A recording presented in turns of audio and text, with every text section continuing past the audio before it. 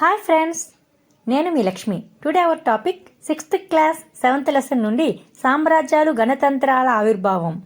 ఇందులో జనపదాల ఆవిర్భావాన్ని గురించి ముఖ్యంగా తెలుసుకోబోతున్నాం. పూర్వం హిమాలయాలకు మరియు దక్కన్ పీఠభూమికి మధ్య గంగా యమున నదులు ప్రవహిస్తున్నాయి. దీనిని గంగా నది లోయ అంటారు.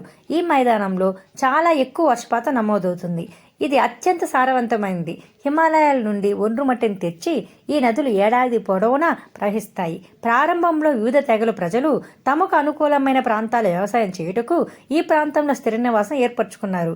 ఈ తెగలలో ముఖ్యమైనవి శాక్య, లిచ్ఛవి, మల్ల, వైదేహి మొదలైన తెగలు. ఈ తెగలని సంస్కృతంలో జన అని, వారు స్థిరపడిన ప్రాంతాన్ని జనపదం అని పిలుస్తారు. ఈ నదుల వెంట ప్రజలు 2700 సంవత్సరాలలో పెద్ద సంఖ్యలో స్థిరపడడం ప్రారంభించారు.